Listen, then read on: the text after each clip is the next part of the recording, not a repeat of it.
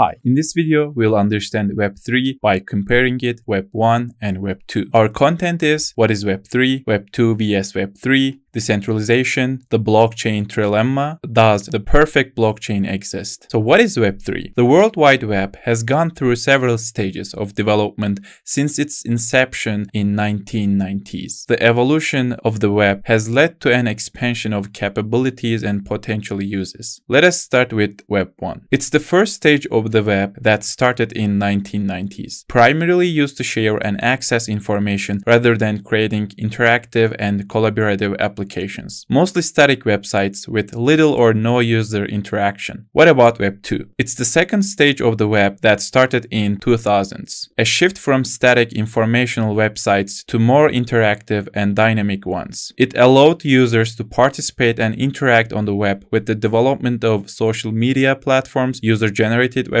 and more. What about Web 3? The next evolution of the web and still in the early stages of development. It allowed users to own and manage digital assets in a decentralized manner. It enabled the creation of decentralized applications that operate without the need for intermediaries. So if we want to summarize all of these, in Web 1, we were able to read data only. In Web 2, we can read data, we can write data as well. For example, on Instagram, you can share a post, but someone can also comment on your post or like it. In Web 3, we are able to read data, write data, and we are also able to own it. Meaning that instead of having a central database like Instagram's database, we can own the data on our own system. Web 2 vs Web 3. Let us first look at Web 2. Starting from 2000s, Web 2 has enabled more participation and interaction on the web through dynamic web pages, interactive and collaborative applications. This resulted in the development of new technologies, advanced websites, and an enhanced user experience, where users could share and create content in addition to consuming it. Okay, in Web 2 we have users. Users are individuals who access and interact with web applications. In the context of Web 2, users can actively participate and contribute to the web by creating and sharing content using web-based applications and communicating with others. Then we have browsers. A browser is a software application that allows users to access, view, and navigate the web. Examples of popular browsers, for example, Google Chrome, Firefox, and Safari. And we also have a front-end part as a user. The front-end, also known as the client side, and it is the part of the application that the user interacts with, such as the layout, design, and the user interface. Then we have a backend, and the backend, also known as the server side. It's the part of the application that handles the logic, data storage, and communication with the database. And a database is a collection of data that is organized in a specific way and can be accessed, managed, and updated by a web application. It's used to store information such as user information, content, and other data. In summary, Web 2 is characterized by the emergence of social media, user-generated content, and web-based applications. It enabled a shift from a static web to a dynamic one. Web server, front-end, back-end,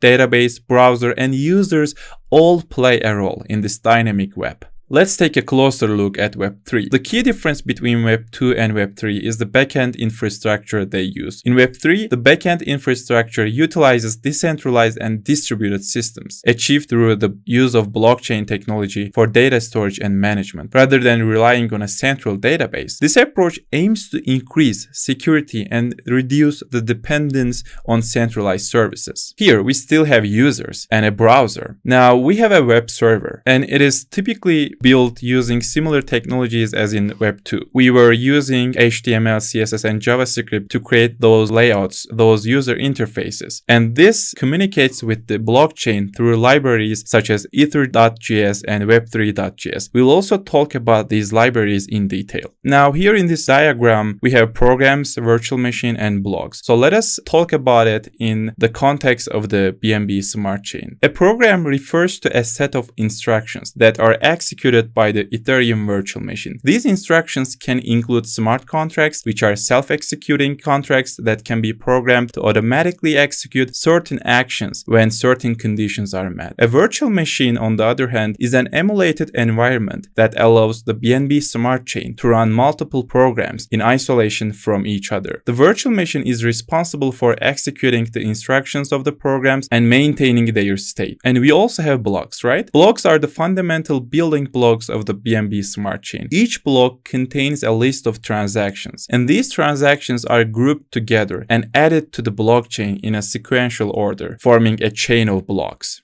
Right? Each block also contains a unique block hash, which is a digital fingerprint of the block's contents and a reference to the previous block, which forms the link between blocks. So in this regard, I've mentioned most of these concepts in section 1 of this course. Since most of the terms are intertwined, I still feel to get through them in the necessary parts. Let us look at Web 2 and Web 3 based on decentralization. Web 3 is decentralized compared to Web 2 because it relies on distributed systems and peer-to-peer networks rather than centralized ones. For example, in Web 2, we have a client and we have a server, right? And we have a central database. When it comes to Web 3, it's a decentralized system, meaning that everyone can be a database. Everyone can own the data, store it on their own system. The majority of data and resources are stored in central databases controlled by a small number of large companies. These companies have significant control over the data that users access and share. In a distributed system, on the other hand, data and resources are distributed among many different actors. By doing so, Web3 aims to increase security, reduce risk of data breaches, and make the web more open and accessible to all. The blockchain trilemma. Designing and implementing a blockchain system often involves a trade-off between scalability, decentralization, and security, as it can be challenging to optimize for all three concurrently. Let us start with scalability. Scalability is the capacity of a system to handle a growing workload without deteriorating in efficiency. When a system is scalable, it may continue to function effectively and efficiently even under conditions of high utilization or demand, such as a high volume of transactions. Decentralization. Decentralization is the process of distributing authority and control away from a centralized authority. It's achieved by the large number of computers running on the network. Decentralization is crucial to prevent data on the network from being manipulated by an individual or group.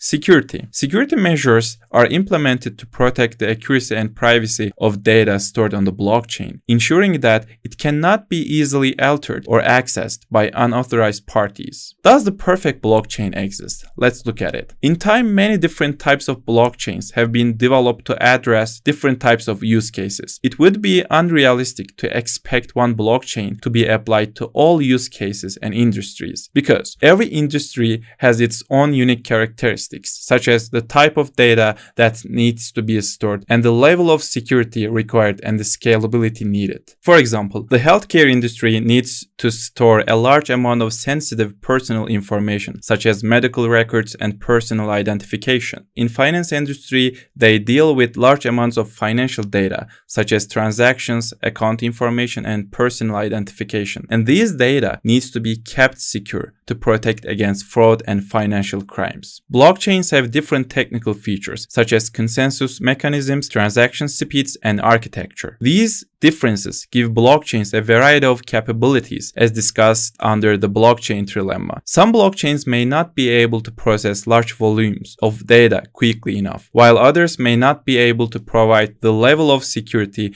required for sensitive applications. All in all, we can say that a single blockchain would not be able to support all kinds of applications at maximum performance. For example, for healthcare, for finance, for game, we also need some different architectures that can meet these industries' needs specifically. In this regard, we need to talk about sidechains. It's a solution to this problem. Customized sidechains can be developed on top of main blockchains to meet the specific needs of different use cases. In this way, sidechains take advantage of security and decentralization of the main chain, while also allowing for the development of new and unique features that may not be possible on the main blockchain. Their use cases can be anything you can think of. A sidechain, for example, for a gaming application, it may prioritize scalability, while a sidechain for a finance or healthcare application may prioritize security. Sidechains. And these sidechains considered to be a layer 2 solution. It uses the underlying blockchain structure of the main chain. Then in this regard, we also have a main chain, and it's considered to be